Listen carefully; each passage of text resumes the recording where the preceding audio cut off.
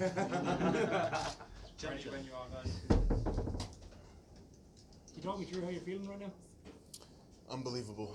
It's extremely surreal. I always envisioned having a fight like that, you know, a complete war coming down to the wire, bringing out the best of me. And it was the best way it could possibly go for the belt against a legend like that. I was a big underdog. Few people believed in me, just me, my team, my family, and we did it. We did it.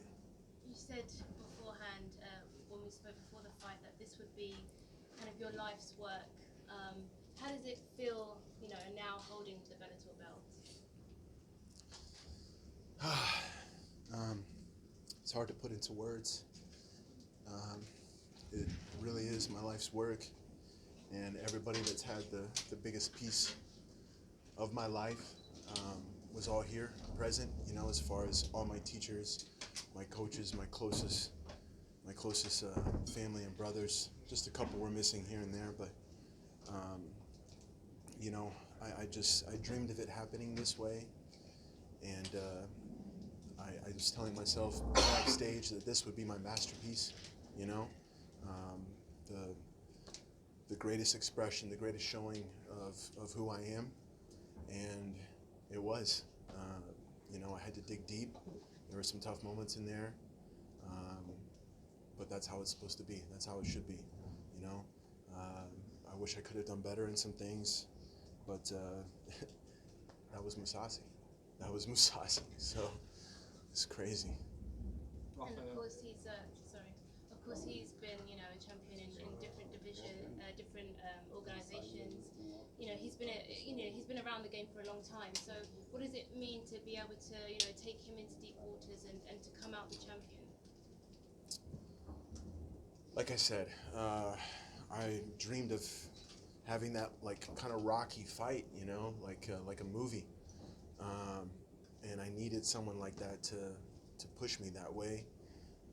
There was definitely, you know, like a couple moments like where I was like, "Whew, I'm already a little tired," you know, and my conditioning is one of my greatest attributes. So I really had to dig deep. Going into that fifth round, I knew that I needed that round.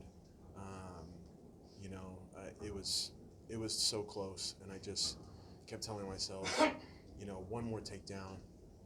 Obviously, I wanted to get the finish. Like there was some positions that I lost, some areas where it's running through my mind right now nonstop. You know, I thought I could have capitalized a little better, but he's so experienced. He's so, you know, he doesn't make a lot of mistakes, and even when he makes a mistake, he's really good at not letting it get any worse, you know, and always staying in the fight. So he was a, you know, a veteran, and he is a great champion. I have so much respect for him. He didn't need to take this fight, you know. It's only my 10th fight, and you know, he could have saved himself for like bigger fights, you know, bigger paydays, champ or whatever type kind of fights, and really called his shots. But he, you know, as a true champion, wanted to put his belt on the line against who he felt was the most deserving contender. And after my victory over Salter, you know, he put my name out there. He really, you know, made this happen, this opportunity for me. So, so much respect for him, and it was an honor to fight him. Were you surprised that you could take him down so easily in the first round?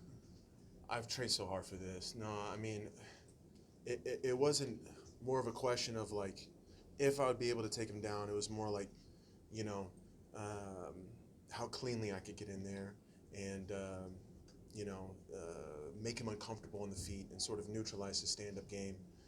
I felt like I was doing a good job slipping most of his 1-2s, but then once I got cut, his jab started to land a little bit. I couldn't see as well there, and then there was one time when I did get hurt, he poked me on my eye where I was cut, and then some punch came after that. I don't remember what it was, but until the cut, I felt like I was, you know, doing okay with not letting him get off comfortably.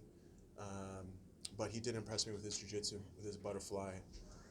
his guard retention, and he controlled my wrist well when I had good positions to look for the finishes.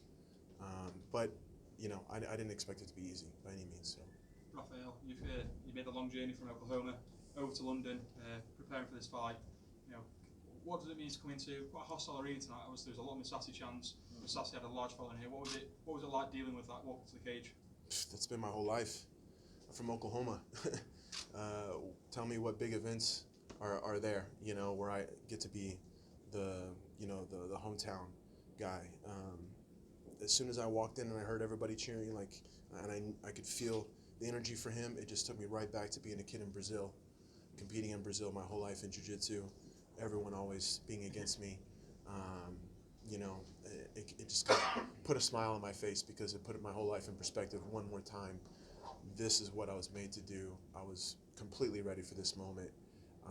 I knew, you know, I had some jiu-jitsu fans out there, you know. There's some Europeans in my corner tonight for sure. But, you know, he was definitely the favorite, and that also had to do with the other Dutch fighters that were on the card, so there was a big Dutch community here. But for me, it's no hard feelings. Like, it's business, and it just gave a little more fuel to the fire, for sure. And would you like to come in make your first defence back over here in Europe?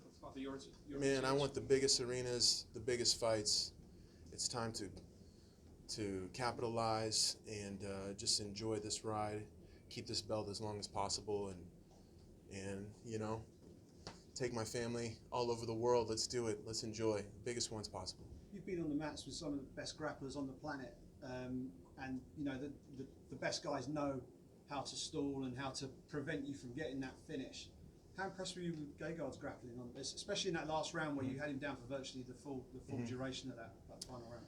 There was a little fatigue involved in there as well, but you know, the gloves make it hard. You can get a really good control of the wrist on the gloves, so it's hard to sink in the chokes. You know, I train with so many great guys.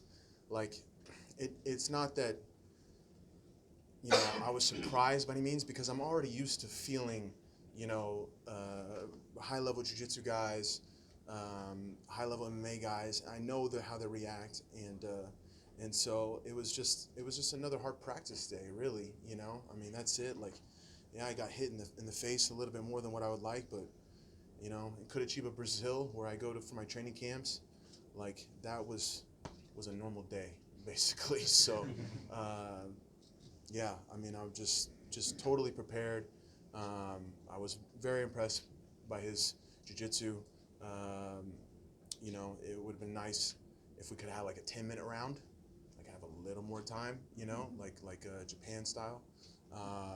But you know, when there's a clock and you only have to kind of survive and you can hold wrists and things like that, the other person is more likely to make some mistakes because they get a little anxious, and I definitely felt that. But it's a great experience, you know, and I'm just going to do that much better from here on out. You're a champion, you know, in multiple Brazilian Jiu-Jitsu competitions, all sorts of Jiu-Jitsu competitions. So you won titles, won medals in that. Now you're the MMA champion as well. What's next? You know, is this your legacy? You know, you've done what you went out to do, or have you got something else planned? Right now, the mission is to keep this thing over my shoulder and around my waist for as long as possible. And for sure, this is how I'm riding out into the sunset. You know, like I said, we've worked our whole lives for this, and you know, I want to keep enjoying the moment, keep taking the momentum even further, and having as many big fights as possible. But this will be how I end my professional career. Will be in MMA, and then after that, I'm just going to be, you know, doing the old man jiu-jitsu divisions, still competing for as long as I possibly can, and you know, start a family and just enjoy life, and yeah, that's it. Start enjoying them. You're the champion now. Yeah, Vacation on Monday. Where does this rank in terms of your career achievements? You know, you've won so many tournaments as a grappler. You've now switched sports or transitioned into mixed martial arts, which obviously You know, there's an awful lot of new tools to learn in order to get to the top of that sport. You've done that, you've achieved that, you've got the evidence on your shoulder right now. So where does this rank in terms of all your championships and achievements as an athlete? You know, you can't put a rank on it because at every point in time in your life, that is the biggest thing for you, you know. When I won the Black Belt World Championship, you know, I was 24 years old, and for me, that was the greatest moment of my life. And I had other moments that were like, kind of like the greatest moments of my life after that. This is, you know, just another one of those I get to cherish forever. For me, this is definitely a little extra special because jiu-jitsu is just one portion of my life as a martial artist. And people forget about that, or they don't know, you know what I mean? The ones close to me really know. My whole life has been martial arts, and this, you know, I'm not just a jiu-jitsu guy, I'm not just a fighter, you know, I really don't even like to be called a fighter. I'm a martial artist, and you know, all my teachers, everybody that I represent was with me tonight, and I got to, you know, carry all that into the cage for this special moment. So it's hard to say what ranks higher, but for me, like, this has a little extra icing on the cake, a little extra sweetness to it, because it is a culmination of everything I've ever done in my whole life. So this is about as good as it gets. Would you give Mousasi a immediate rematch? Would you give him an immediate rematch? You know, if that's what they want to do, I can't blame them. It was an extremely close fight, and he is Mousasi. Right now, you know, it's hard to think about that. Like, this was a 7-month training camp, you know what I mean?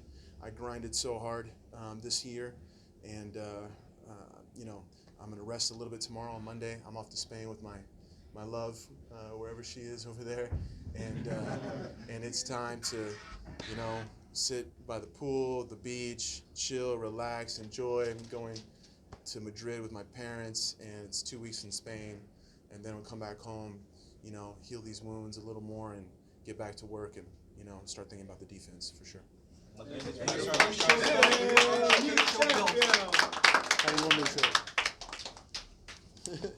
I'm still getting used to wearing this thing. Get used to it, man. You earned it.